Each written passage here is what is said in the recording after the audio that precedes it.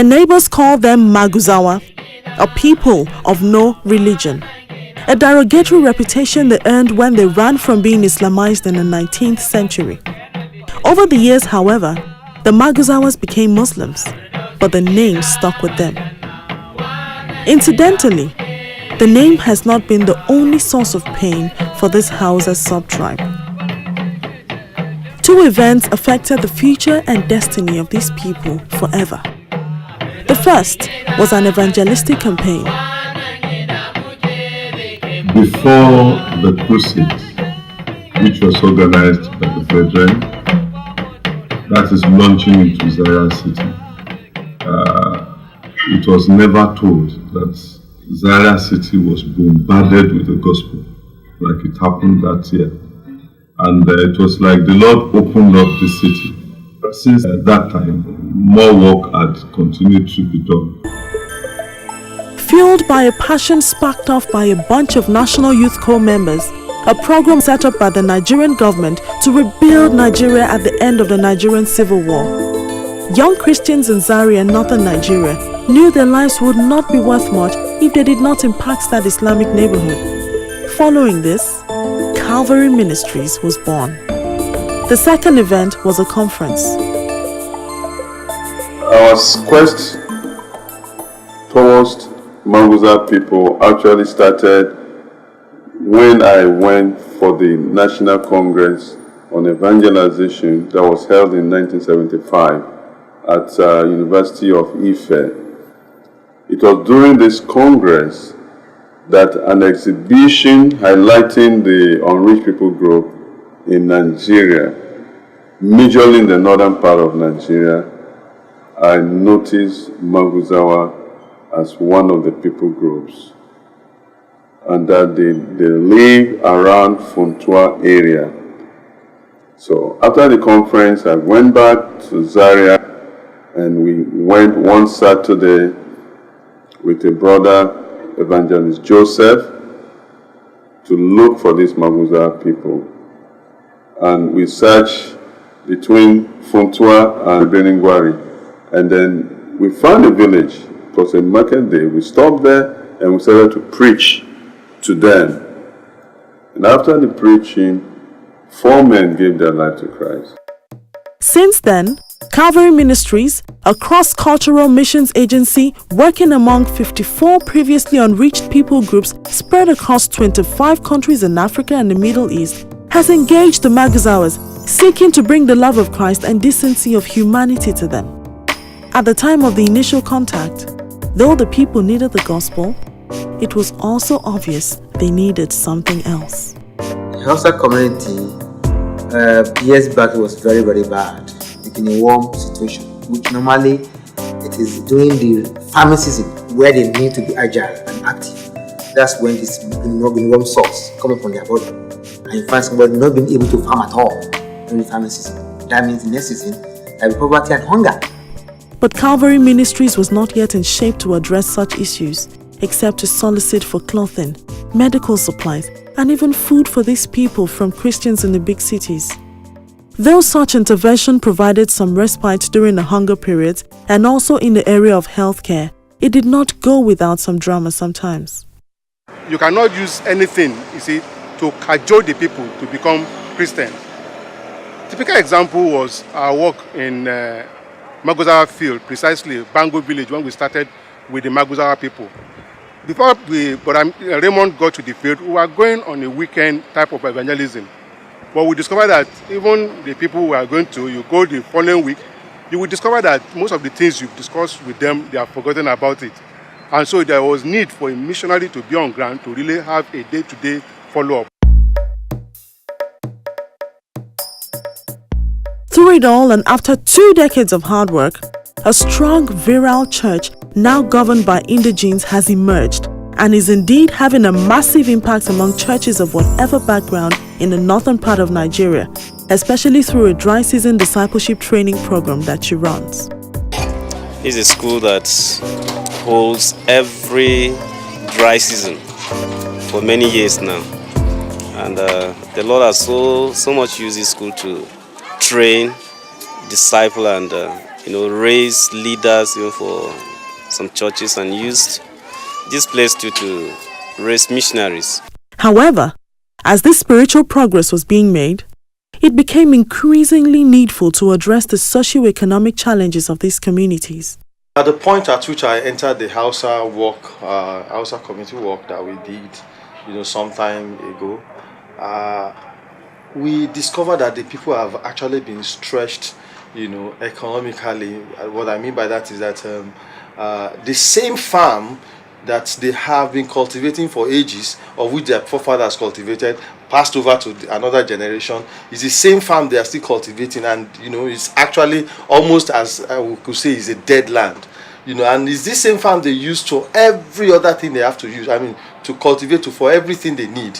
So, and then at the same time, their children that were helping them to cultivate these lands, they've all gone. Many of them have been enrolled to school. Since all of them are beginning to see that there's a need for their children to go to school, and so they have been enrolled in school, and they have less hands to work with them. So the parents also have to use part of their other year produce to get people to farm for them. So they've been stretched so much, and we have to think of how can we help these people to sustain themselves, especially when it's getting to the rainy season where they have to start again. And then we thought of having a cooperative society where they could have fertilizers at cheap rates, and then they could revolve that fertilizer, and then after the harvest they pay back. They pay back the same amount they have collected without any addition, without anything on it. So we did that for them, and it began to help them gradually.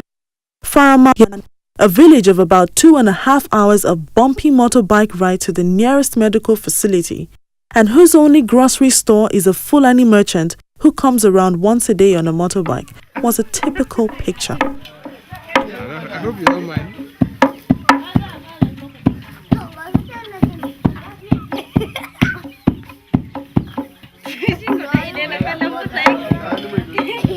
Abubuwan suka fara lokacin neman ilimi din nan, mun so ilimin nan kamar ni, to muka nemi hanyoyin da za mu sami ilimi din nan ba mu same su ba, amma daga baya muka dan rika samu ta hanyar addinin da muka shiga, sai muka dan samu ilimi din kaɗan na Hausa namu.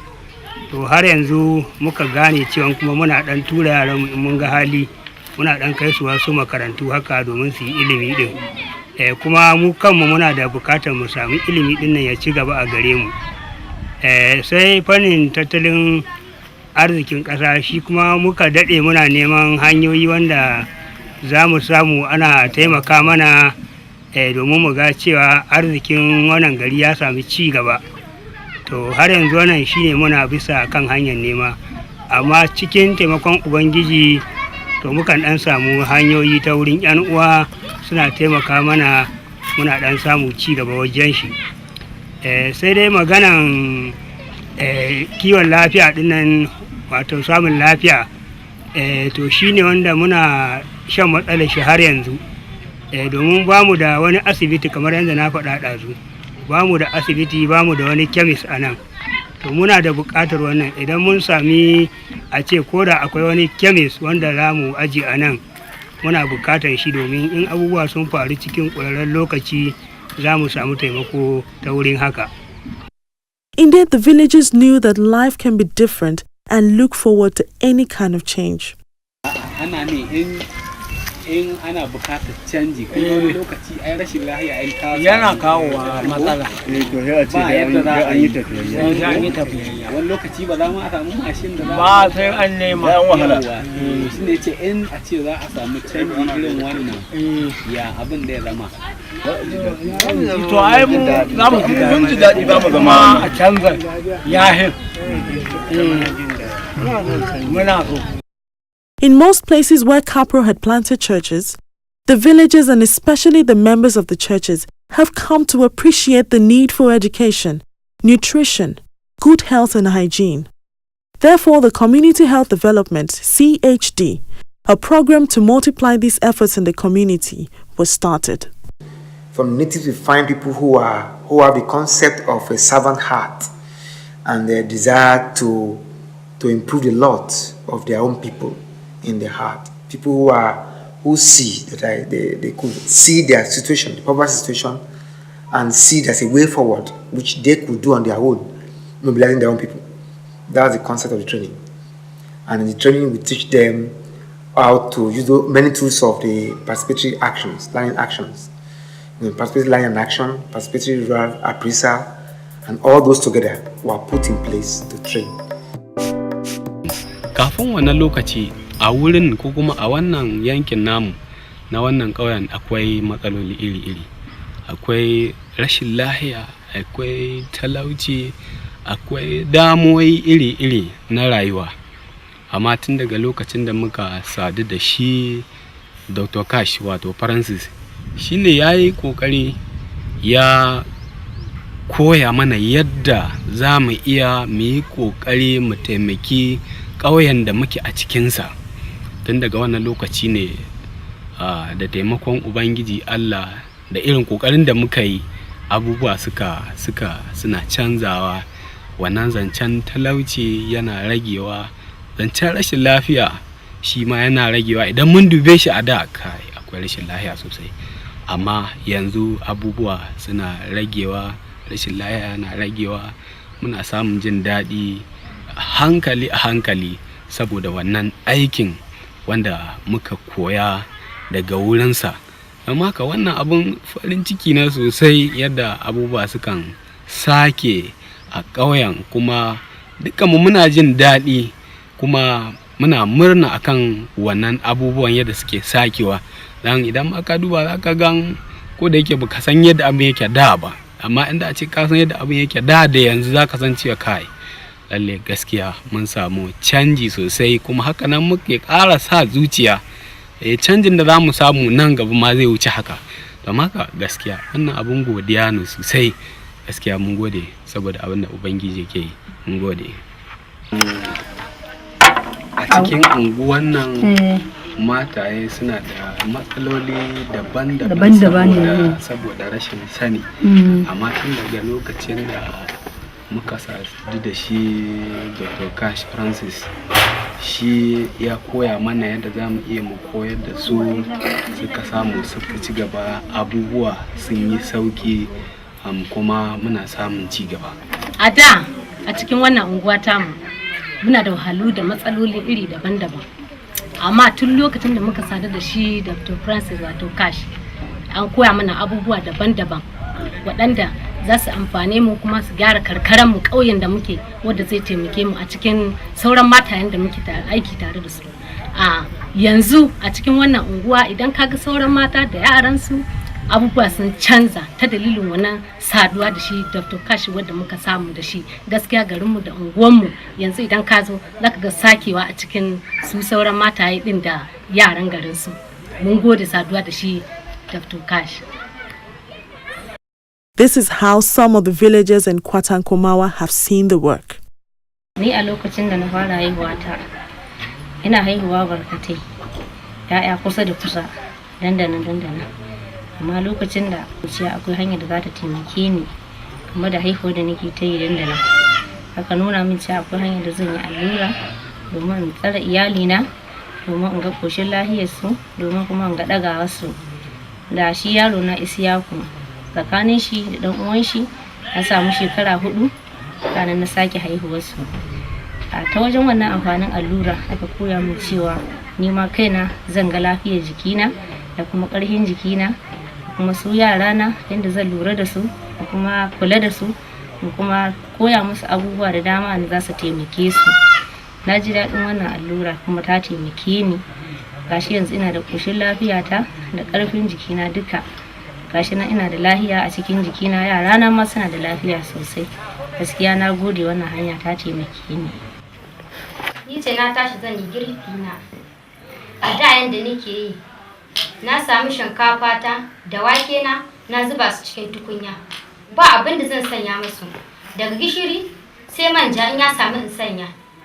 Sai in dafa ta haka nan ta dahu mu ci da ni da iyalina. Sai na samu koyin cewar in samu kayan miya, tumaturi, abin da ya sauka da kifi na gina jiki zan hada, sai na yi naga haka ne muna ci yana mana amfani a cikin jiki, jikinmu yana samun bambanci a da.